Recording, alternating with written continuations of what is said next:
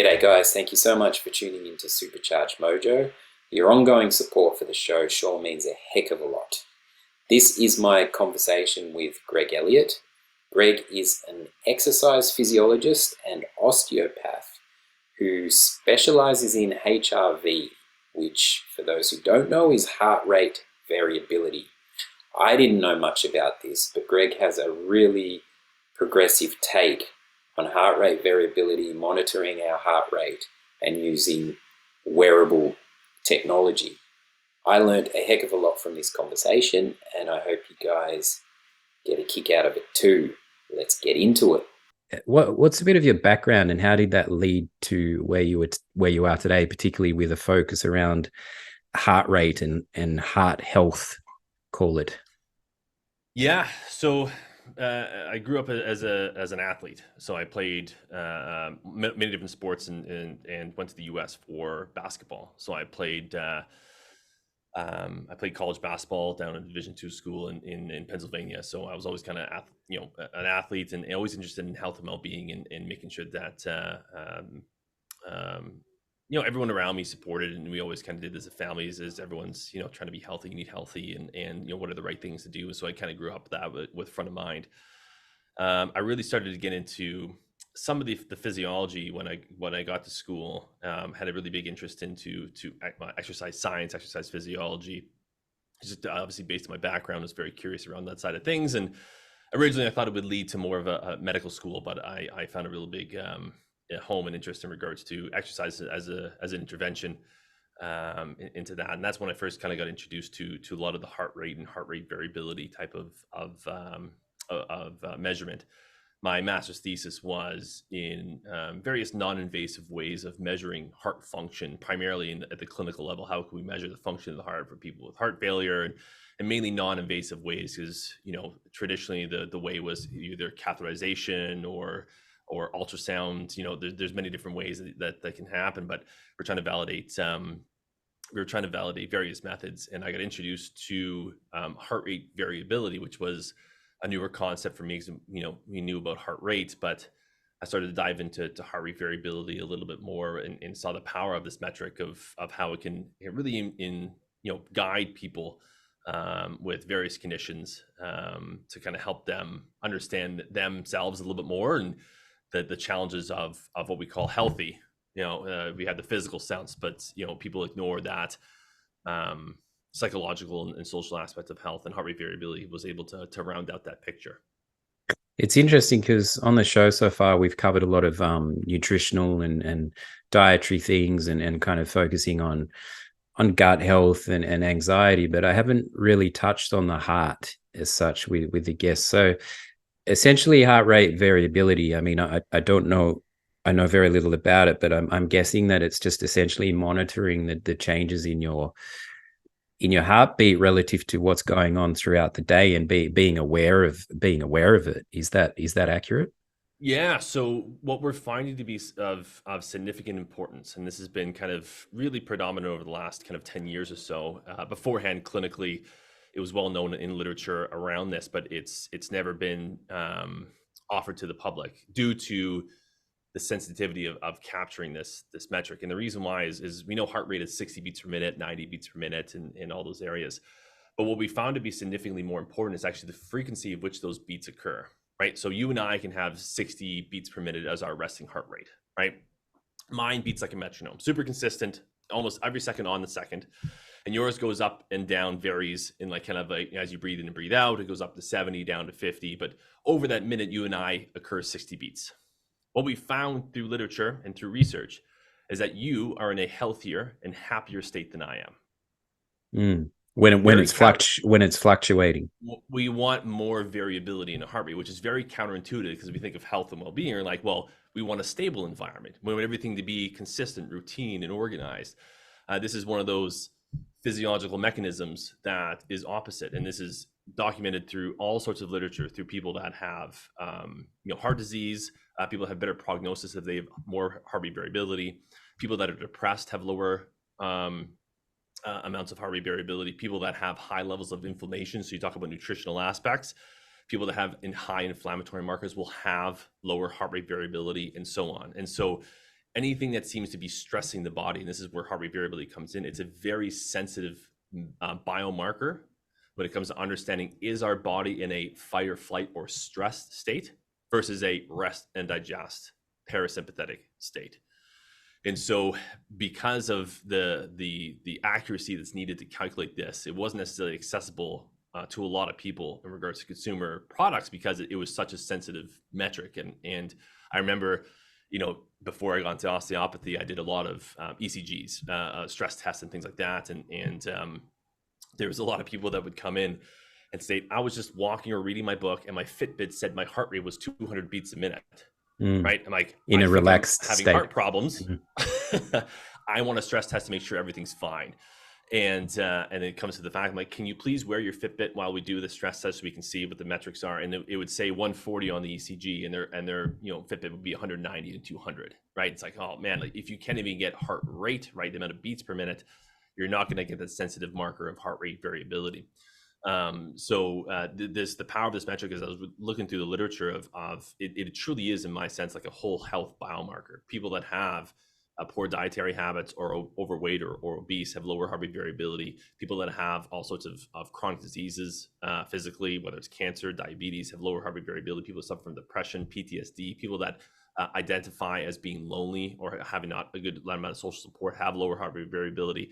So that's what I love about it, is a simplistic number, that it's one number, and we can kind of relatively look at controlled data, like, okay, well, is this person lower than they should be or higher than they should be?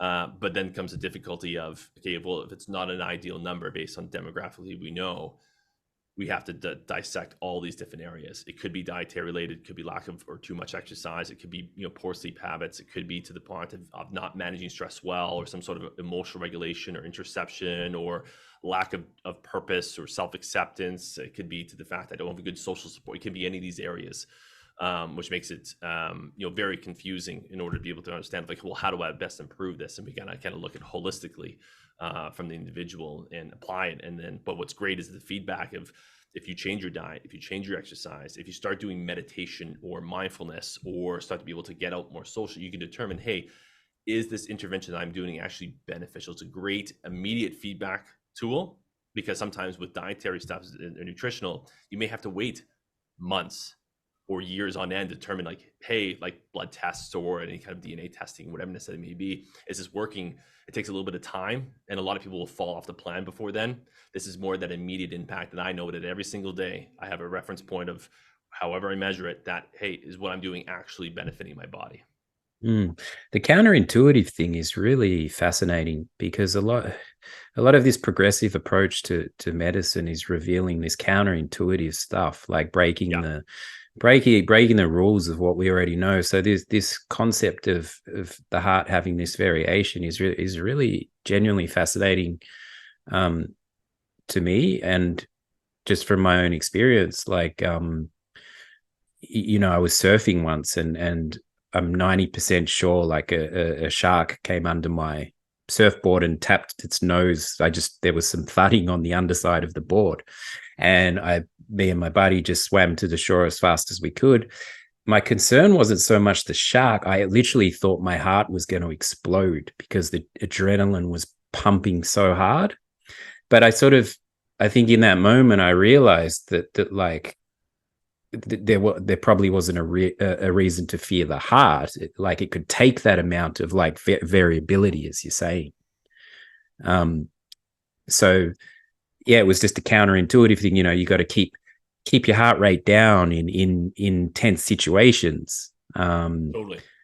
But maybe it doesn't work like that from what you're saying in terms of what's it's not best. necessarily a change in heart rate. Like, obviously it's going to speed up and slow down, but what we want to look at is again, what we find is we'll say at rest primarily, right? At rest, what we want is a larger amount of variability. Now, granted, in a situation where we need to be tapping into the sympathetic nervous system, right? So the reason why your heart rate went up is anticipating to the point that you have to fight or flight, or you have to be able to produce and create energy in order to be able to address the situation at hand, which is typically at that scenario, a life or death situation, that you need all the resources necessary to be able to attack that. So that's a completely normal response. what we're finding is the reason why heart rate variability is so important is it's more of a marker of it's more of an indication of can your body get into the rest and digest state. We have so many avenues to accumulate stress right now, right? We talk about all the poor dietary things we have. You talk about the constant feedback of social media and what it can do to our mindsets and fearing various things are going on in the world. We have a lot of these, sympathetically driven, these kind of stressful situations that are constantly bombarded with us these days. So a lot of people don't have the ability to get into this rest and digest calm state because there's no way for us to be able to recover from this. The concept in exercise physiology, they say, is you can never overtrain, you can just under recover. So what we want to see is, do we have the ability to recover from all these stressors? When we're constantly under all this stressful situation, that's not a good thing. So primarily how heart rate variability is measured in the wild right now with individuals kind of like outside of laboratories, people wear these wearable devices called like the Oura Ring or the Whoop Band and all these type of things that are out there that measure this through the nighttime, and they kind of give you, hey, this is your heart rate variability over the night.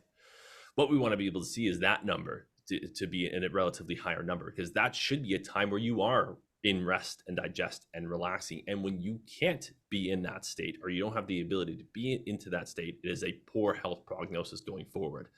This is not a good thing. You're under chronic stress state. So that's how we kind of like look at it in that standpoint. Again, like very similar to you, in stressful situations, absolutely. Is it a healthy response that if a stressor comes in, your body can adapt to it quickly, but then obviously get back down to resting state as much as possible.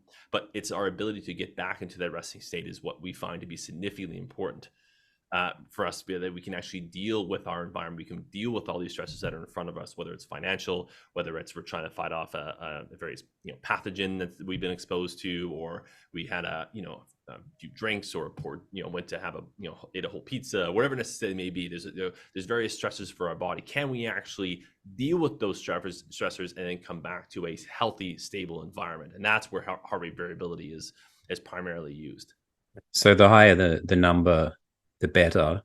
And does that change based on age? Yeah, so over time, like very similar to you kind of like have a lot of parallels with something called VO2 max, which is a marker of longevity. So essentially, it's how aerobically fit you are, and there's a direct correlation to how long you're going to live. Is the higher your VO2 max is, the more aerobically fit you are. So over time, you definitely see the heart rate variability trend go down. And so one of the more in my presentations, one of the more predominant slides that I show is that if you look at the trend of heart rate variability over time and it decreases over that until death by age, and then you plot the exact same thing of resting heart rate over periods of time, resting heart rate relatively doesn't change too much over age. It really doesn't. Comparatively, the heart rate variability significantly decreases, right? So it gives us this indication of the aging process of what we can possibly do.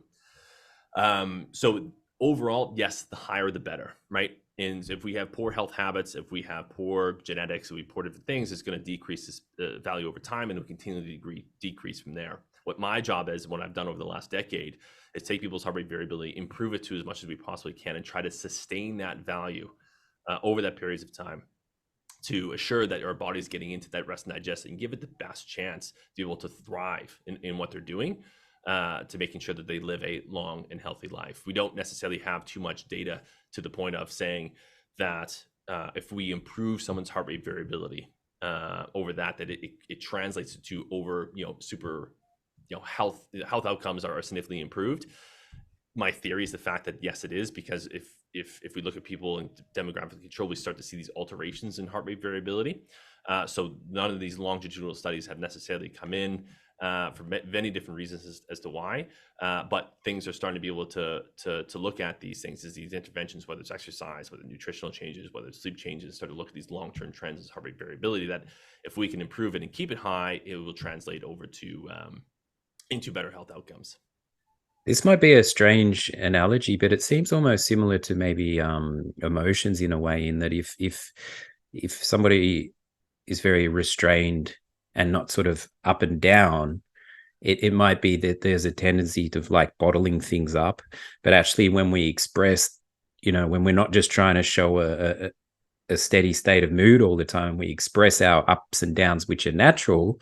It's more healthy for our for the stress levels. Is that a fair analogy? Completely. That is a huge component. And I think it's one of those things where, the popularity of heart rate variability really exploded when it comes to training management, right? So you look at high level athletes of like, okay, what is their major stress in life that impacts their recovery, which is their training, right? So you can, increase the training load and training management. We found that if you kind of guide with heart rate variability, you get better results in regards to making sure that people are peaking for various events and making sure they're doing everything possible.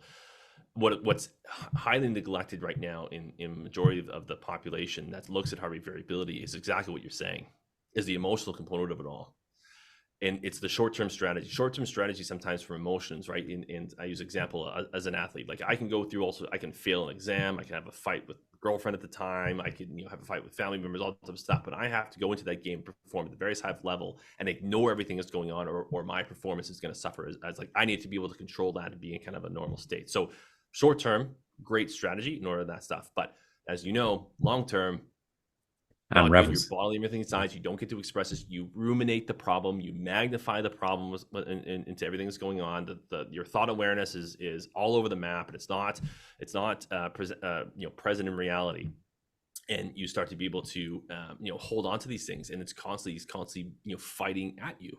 And that's not a good thing if you're not doing the right things to be able to mitigate that and recover from it. And this is where, again, my process in helping people with heart rate variability is first working on things that are external to them that they can relatively control, right? So the big three is sleep, nutrition, and physical activity and exercise, right? Those things are external. They can control those things.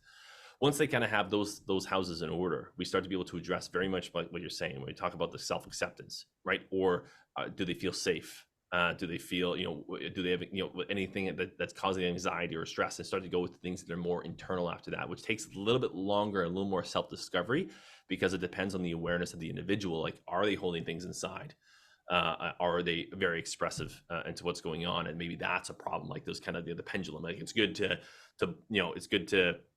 express yourself, but not too much. It benefits in order to hold things inside, but you want to be able to kind of interplay between those things. But you're completely right. People that hold in emotions, people that don't express those things, have higher levels of self-reported stress, which then we know high levels of stress individuals is pretty much the most important risk factor in the development of chronic disease. Yeah, and I mean, particularly in men, we're kind of conditioned to bottle it all in.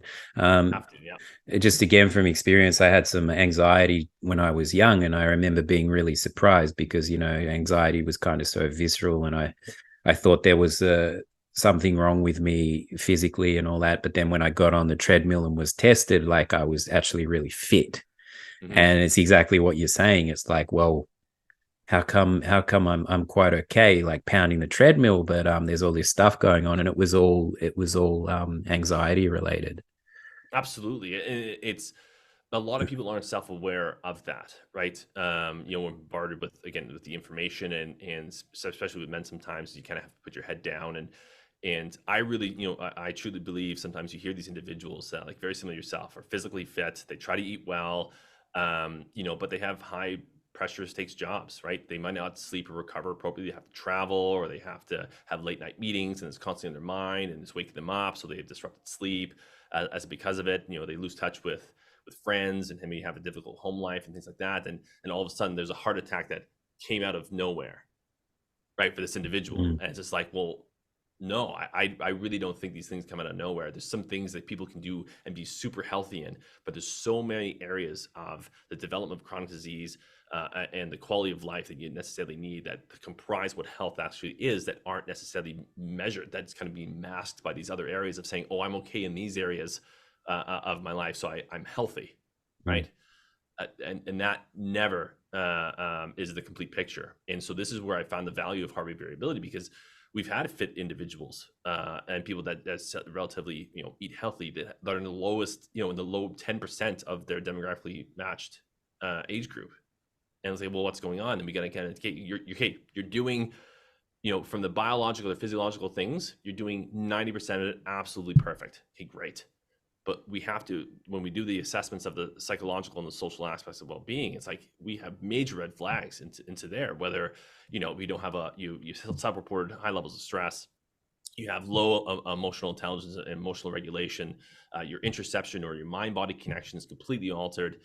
right? You even though you have a high powered job, you don't feel you have a purpose. You're not really self-acceptance. You don't have good self-acceptance, right? You don't have any close relationships or any kind of mentors or people that you can go and talk to and have those things. Like those areas are just impactful as in health as being physically fit or having a good diet. It's hard for us to be able to measure those things from a holistic nature because it's relied on purely subjective. And the power of HRV to me is it's a kind of this one objective tool that we can start to be able to have these conversations, with other individuals that may not perceive what's going on to be something that is not have to deal with their physical health. It's like, no, there's a whole component of health from here that aren't addressed. But this is why, like, it bridges that conversation with these individuals of saying, hey, we've done all these other things. You're doing everything phenomenal here, but this, we have this overall marker. It's not ideal. Let's start to address the other impacts of these areas and start opening that conversation. And that bridge has just not been there in traditional medicine. It's so awesome that this more progressive approach is so much more integrative, because even though you have this focus on the heart, it's so relative to everything. And that connecting bridge, I just don't think has really been there in the past. Things have just been like isolated. Yeah, and that's the biggest thing is early on in my career as exercise physiologist and osteopath. I always thought in my head is like, hey, in school they teach you have all the tools. Hey, if someone has this, here's what you do. Here's this, and obviously we know in reality that's not the case. And early on I was naive to the fact that I thought I had all the tools and started to be able to help people. And I'm like, well, how am I not getting people better? But this person is, and they're a clinical counselor, and that person is, and they're a health coach, right? And that person is, because they're a massage. That like how do those people get people better if they don't have the tools that I do, right? And that to me is just like, okay, well, I have certain tools and certain things that I'm good at, so health must be way more complex, right? And anxiety and chronic pain and fibromyalgia and all these conditions that the medical system has had a very difficult time treating, that they must be way more complex than my specific lens. And I want to be able to open that up. And heart rate variability to me was able to open that up kind of visual standpoint.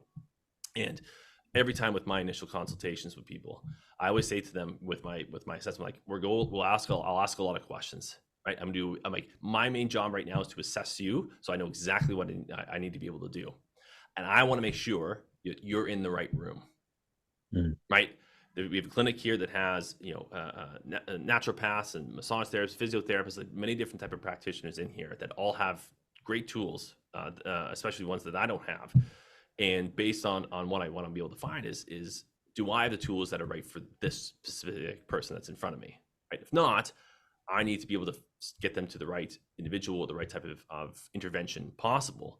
And then to me, it's like, well, how do we know that this individual is actually improving and getting better, independent of their symptomology, right? Because pain could come on for any reason, right?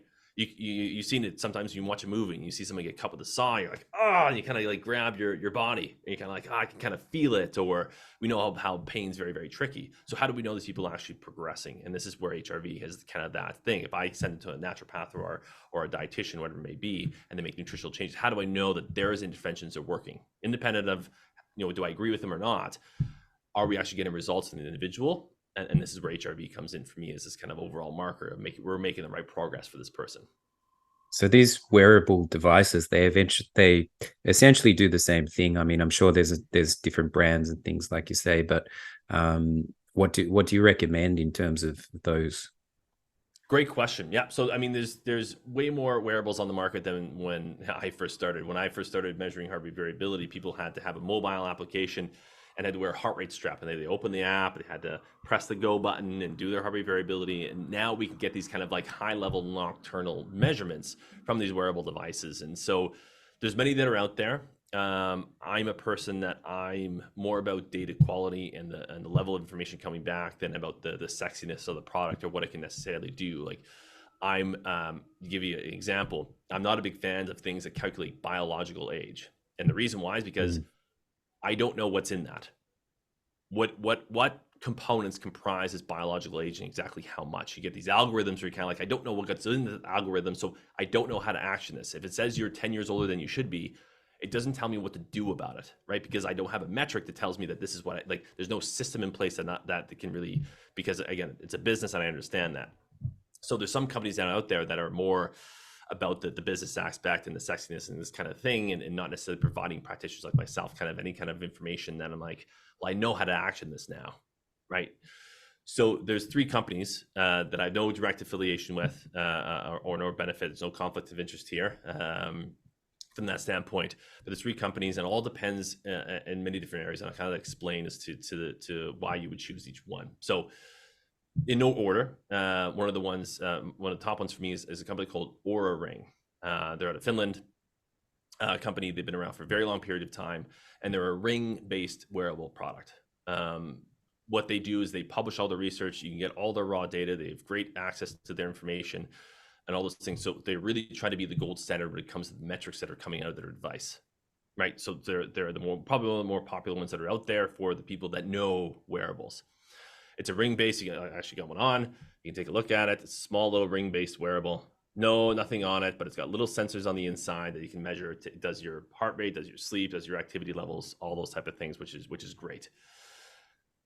Now, if you like rings, great. Some people don't like rings, right? They just don't want to wear rings. They're not used to it. So, okay, well, I can recommend Oura Ring all day long, but like, I don't want to wear a ring. Okay, well, then the other kind of more popular way to do it is a wrist-based, right? So data quality is important for people. There's a company called BioStrap. They're a wrist-based wearable company. I have one at home that I wear at nighttime there. They don't have any display on it, very similar to the Oura Ring. It's just purely about the sensor itself and the high data quality. But obviously, it pairs with an app. You can sync it and those type of things. So that's if you don't like a ring, then you have a wrist-based one. If you want your wearable to do other things, right? So you want to be able to do your exercise or see your time, or you want to be more of like a smart watch, right? Than it is necessarily just a wearable. You want it to actually do stuff and be somewhat functional than just to be able to gather data. Then my suggestion would be Garmin would be the best smartwatch that is out there. They've always been kind of the forefront of a lot of different integrations and they bought a company in 2020 called Firstbeat that has a history of high quality heart rate variability and biometric data coming through, and then incorporated a bunch of their information and a bunch of their technology into the wearable devices. Which these guys, it pairs with glucose monitors, it pairs with other types of sensors. It's really integrative, and then you can get messages through. You can get your text messages, you can get all sorts of stuff. So it's very interactive as well. So those are the kind of the 3 companies. So that if you are okay with a ring, Oura Ring's a great one to look at. If you're okay with a wrist-based wearable and you just want the data quality more than anything, BioStrap's a great company. But if you want your wearable to be a little more functional, Garmin would be the wearable to go with. Be interesting if you have one that has the text messages and you get the text message and then you see the heart rate go up. Oh, but that's we've had that a lot with individuals, and I always try. And this is one of the downsides of people with beforehand when I was, like I said, people had to wear a heart rate strap and do the timers. They would do the timer and then they get an email coming through. Right. And then it's like, I want a way to mitigate that influence. And this is where the wearables come in, because they take it as soon as you fall asleep, it starts taking samples. It takes anywhere from about 60 to 90 samples a night. So a lot of data that comes through it. And so you wake up and then it stops taking the information. Right. So there's very little influence from your cognition during that time. Right. So you're not consciously aware of anything. So to me, it's more of a marker of what's going on with your physiology than when you wake up. And I remember I had one client early on that had a very strict morning routine and stuck with it. And we started talking about, when he takes his heart rate variability, because it seemed a little bit off comparatively. He's like, well, I sip my coffee and I listen to my jazz music when I do it. And I go, well, I can't compare your numbers now to normal, but I can compare you to you, because now you're doing it at the same time every single morning, doing the exact same thing, right? So I can, relatively start to look at that standpoint. So it's consistent in that nature. But I can't compare his numbers to somebody else's, because majority of people are lying down. They're almost unconscious when they're kind of doing these numbers specifically. So I'm like, I can't tell you if they're good or bad, but we can kind of at least to the point of the goal is to increase this over periods of time. But that's why I didn't like about the morning readings, especially for the generalized population. There's too many ways to mitigate that, even to a point that I was like, oh, so you didn't measure your heart rate variability on Saturday? It's like, yeah, well, I went out late Friday night and I didn't want to do the measurement in the morning because I knew it would be bad. I'm like, well, it is What's what the it point of is. this? Yeah, it is what it is, right?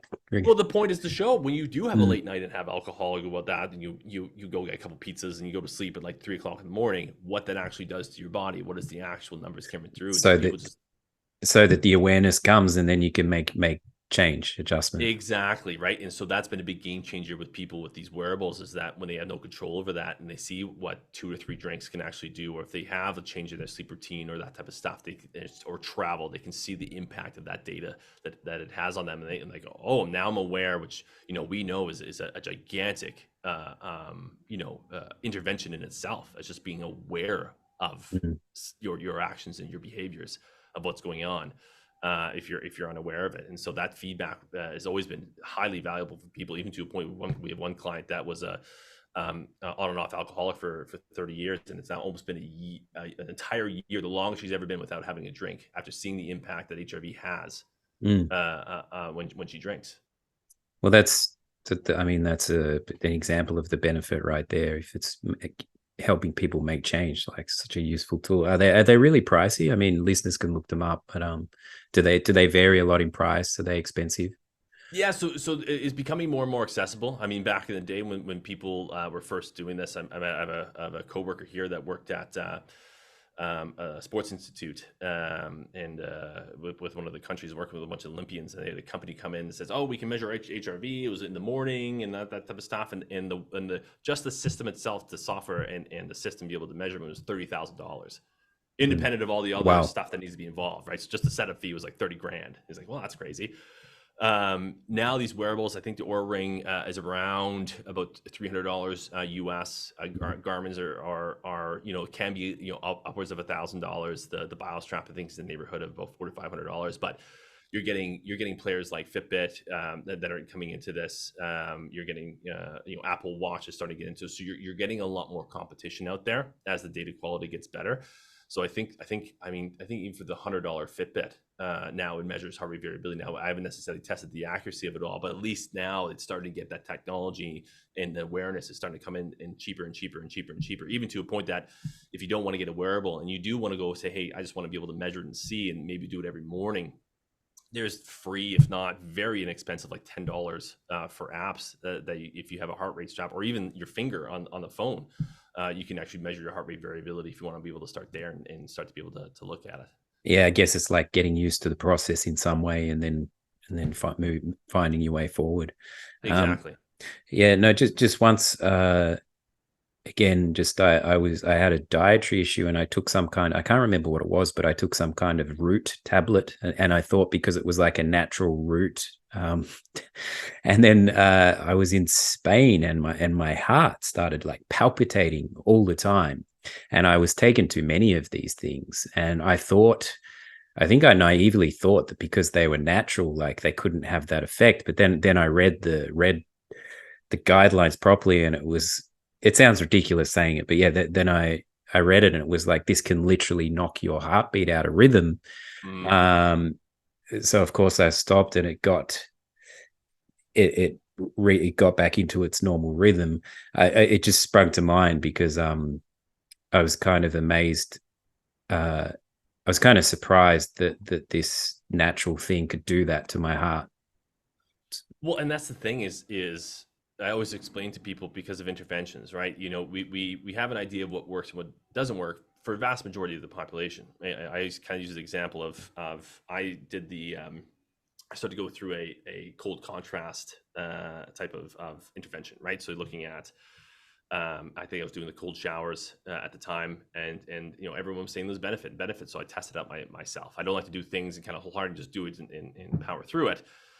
And they say, oh, it improves testosterone by a certain percentage, blah blah blah. And you have to understand, like, that's not in everybody, right? Testosterone growth hormone may go up in certain individuals, but it may not, or even go the other way, right? Like it could work for a majority of the people, but not everybody. And so this is what, again, I like heart rate variability. And when we talk about this type of stuff, is that you can have these interventions. Just because research says that it works out for 99.9% of the population, you may be that 0.1% that it doesn't work or has adverse effects into what's going on. And I want to be able to have that feedback. So rather than kind of saying, no, it's good, like keep doing this thing, like, like fight through it, or, it's not, like, you may have to deal with some stomach issues, or you may feel this and it's completely fine. It's like, I want that feedback quicker. I want that feedback objectively, so we know what's going on. Because sometimes people aren't aware to the point of like, they're just ingesting something and be like, I think it's doing benefit, I don't know, and I think it may be, and it could be possible placebo, whatever necessarily may be, but I want that objective feedback of, you're spending money having to do this, you're spending time in order to do this, and you're putting effort into this. Is it actually worthwhile for you to be able to do that? I had an individual, 24 years old, had an Oura ring. His heart rate variability was probably a third of what it should have been for someone ex-athlete, entrepreneur, all that type of stuff. It's about a third of where it should be. And he's like, well, I'm spending $600 a month in supplements. I'm like, are any of those things absolutely 100% necessary or like medically advised? And he goes, no. And I go, just do an experiment, stop all of them completely, and see what happens for 6 weeks. No change in his HRV, no change in his sleep, no change in his subjective behavior, right? None of that stuff. Okay, well, why are you spending this amount of money on these supplements if they're not actually producing anything, right? And so it's just great to have that feedback of looking at those things. As sometimes, with these supplementations or various things may promise the world, but it can work for vast majority of the population. But you really have to be very similar to you. It's like you have to be the N of one. Like the things got to work for you individually. And I think HRV is a inexpensive, high quality way to get that feedback as to the benefit of the effort that you're trying to be able to make. Yeah, it gives you a roadmap in a way. Absolutely. Yeah, it's a tradition on the show to have guests propose challenges for listeners, but I think in this case it's pretty clear. Start monitoring the heart rate variability. Yeah, and what you want to be able to do is the challenge is this: is I always say it's at least 7 days, right? Because you want to get a kind of a week in its entirety. And I would tell people start tomorrow. And the reason why is because they kind of go, oh, well, I have this coming up. There's never going to be a perfect 7 days, right? Mm-hmm. But start with the 7 days and take a look at the numbers and see where they're at. And based on the metric that you have, whether it's a smartphone app, whether it's your heart rate strap and smartphone app, whether it's a wearable or all these type of things, they'll have some sort of normative data that you can find out there, right? So whether the company that's out there, all of them have out what is a good HRV, because everyone always asks. And they'll have some sort of blog post on their website about, hey, what is our normative curves around various ages and genders and alike. So what my challenge for everyone that I see is 7 days. Get at least 7 days in, and it'll be every single day for those 7 days, right? And then from there, kind of see is that, where those numbers are. They typically give you an average of what those 7 days are. Is that an ideal state for where I feel I should be at comparatively to what I know based on what the blog post says? And look, and if you see like, hey, it's not, or yes, it is, but it's interesting when you start tracking your behaviors. If you're going to change something in your life, you do those 7 days and kind of go, okay, well, I'm going to now. The challenges would be change a behavior, whether it's a supplement, a diet, an exercise routine, meditation, mindfulness, whatever. You do some sort of intervention and see what actually happens to your heart rate variability over that time. It's very, very insightful for people to say even some small little changes into what's going on, whether it's implementation of a morning routine alteration, or a nighttime supplement, or whatever it may necessarily be. It's quite powerful to show that even some small little change to what's going on can have a massive impact to your health and well-being. So yeah, completely. The challenge would be get 7 days in, take a look at the value. There's many different companies out there that measure it, and then look up, the website and you search into their blog area. What is a good HRV? They'll have some sort of reference range into what's going on, and to see, hey, is this an ideal state? And how their behaviors impact their health and well-being. Yeah, very cool. It's something I'm definitely going to do. That's for sure. I was aware of the ring and the watches and things, but I wasn't fully aware of the exact details of it all. So definitely going to give it a try. Where can people find you and your work?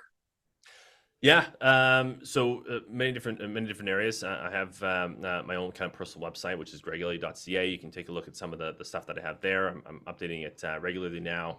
People have been asking for me to have a kind of a centralized resource of that type of stuff. So that's kind of what I'm doing with the podcast I did in and resources and all that. So I'm building it out as of right now. I also have a startup company, and our startup company, what we do is we take the information from the wearable product, and we contextualize it for people, right? So if your sleep is not good, if your HRV is not good, and you want to be like, well, how do I best action this? Is that we provide individuals with an assessment, and we go through 10 different factors that can definitely improve health and well-being, and we kind of give you a prioritized list of those behaviors, right? Is it more important right now to focus on my physical activity more than it is my emotional regulation? Do I need to be able to connect with people, or to be able to focus on my sleep more? So we kind of give a prioritized list objectively of individuals, and then provide some resources around that. And we're kind of building this community out from now. So the company, as it's known right now, is HealthQB. So it's yourhealthqb.com. But our community is to be called the Optimal Community. So the Optimal Me Community. And it's going to be a free resource for people. It's a free app as of right now. So if you have some sort of wearable product, we're adding all sorts of wearables in there as we speak. We have BioStrap, we're having in Fitbit, we have Oura Ring, we're getting in Garmin. So we're going to slowly start to add all these wearables into the app. Provide you some context, and then you can be part of this free community that we're going to provide some resources of all these different areas, bring in experts, and have all sorts of Q&As with individuals to kind of grow the awareness around what it means to be healthy, not just from a physical sense, but also from the mind and your environment, and all those different areas, and how to best impact those. Very cool. Like I say, I was losing a bit of faith in the traditional models, but a lot of the stuff I'm learning on this show and these progressive, integrative approaches, it's really cool to know that you guys are out there developing this stuff and pushing it.